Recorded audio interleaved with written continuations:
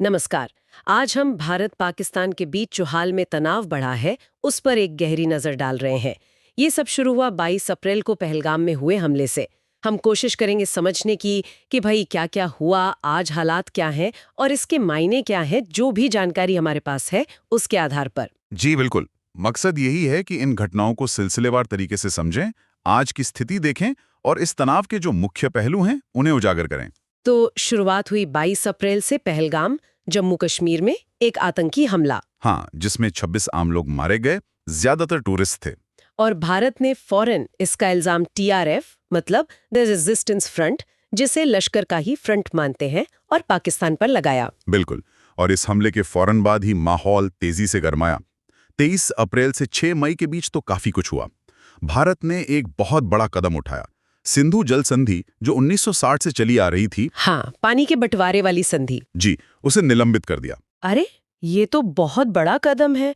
इसका मतलब ये सिर्फ पानी का मुद्दा नहीं, ये एक रणनीतिक दबाव भी है। हाँ, इसे एक बड़े रणनीतिक दांव की तरह ही देखा जा रहा है। और इसके जवाब में फिर पाकिस्तान ने भी कदम उठाए। 1972 का शिमला समझौता रोक दिया। अच्छा, जो रिश्ते सामान्य करने के लिए था। हाँ, और अपना हवाई क्षेत्र बंद किया, डिप्लोमेट्स निकाले, जमीनी रास्ते भी बंद कर दिए। ये तो हुई कूटनीतिक बातें। जमीन पर क्या हो रहा था? एलओसी पर, नियंत्रण रेखा पर, वहां भी हालात बिगड़े ना? हाँ बिल्कुल।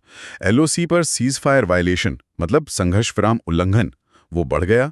सीमा पार से गोलीबारी, छोटे हथियार, आर्टिलरी फायरिंग, ड्रोन से घुसपैठ की कोशिशें। दोनों तरफ से। जी हाँ, दोनों तरफ से।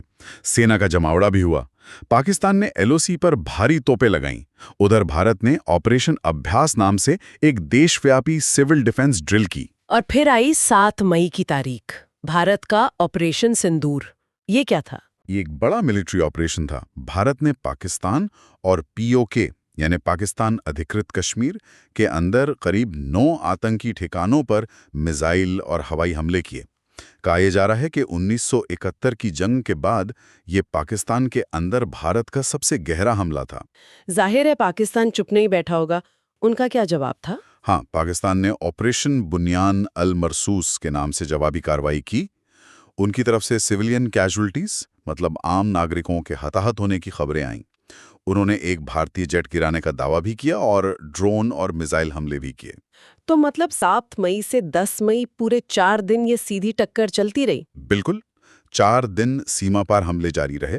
एक खबर यह भी थी कि भारतीय जेट ने इस्लामाबाद के पास नूर खान एयरबेस को निशाना बनाया। उधर पाकिस्तान ने भारत के मिलिट्री बेस पर ड्रोन और मिसाइल हमले किए।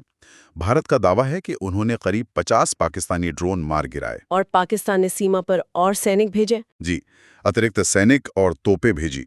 फिर जाकर 10 मई को युद्ध विराम यानी सीज फायर का ऐलान हुआ। और आज की क्या स्थिति है? क्या वो सीज फायर ठीक से चल रहा है? देखिए, मोटे तौर पर तो सीज फायर कायम है, पर तनाव बिल्कुल बना हुआ है। एलओसी पर रुक रुक कर फायरिंग की खबरें आती रहती हैं, आर्टिलरी और स्नाइपर फायरिंग। अच्छा। और पाकिस्तान ने भारतीय विमानों के लिए अपना एयर स्पेस बंद रखने का फैसला किया है, वो भी 24 जुलाई 2025 तक। ओ, यानी अगले साल तक। जी, और भारत ने सिंधु जल संधि को अनिश्चित काल के लिए रोक दिया है और वो उस पानी को अपनी तरफ मोड़ने की योजना बना रहा है। डिप्लोमेसी के लेवल पर कुछ चल रहा है?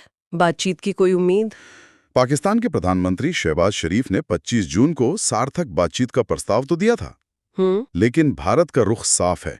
वो किसी तीसरे पक्ष की मध्यस्थता नहीं चाहता और फिलहाल अपनी ऑपरेशनल रेडीनेस मतलब सैन्य तैयारियों पर फोकस कर रहा है। तो अगर हम इस पूरी तस्वीर को समेटें तो मुख्य बातें क्या निकल कर आ रही हैं? कि पहली बात तो ये कि 10 मई से सीज फायर तो है, लेकिन तनाव और झड़पें जारी हैं, स्थिति अभी भी नाजुक है। हाँ। दूसरा, इसका सीधा असर आम लोगों और अर्थव्यवस्था पर पड़ रहा है। एयर स्पेस बंद है, व्यापार में रुकावट है, बॉर्डर एरिया में लोग अलर्ट पर हैं। सही बात है। तीसरा, कूटनीतिक स्तर पर एक तरह का डेडलॉक है। पाकिस्तान बात करना चाह रहा है, भारत अभी उस मूड में नहीं दिख रहा। और चौथा, जो सबसे अहम है, जोखिम का स्तर बहुत ऊंचा है। दोनों देश परमाणु शक्ति हैं और हाल में सीधी सैन्य झड़पें हुई हैं। हाँ, ये वाकई चिंता की बात है। तो हालात काफी नाजुक बने हुए हैं। भले ही सीज फायर है, लेकिन सीमा पर झड़पें, एयर स्पेस का बंद होना, सिंधु संधि का निलंबन, ये सब गहरे तनाव का संकेत दे रहे हैं। बिल्कुल। आगे कुछ चीजों पर नजर रखनी होगी। क्या फिर से कोई बड़ा हमला या ड्रोन गतिविधि होती है? 24 जुलाई के बाद एयरस्पेस प्रतिबंधों का क्या होता है?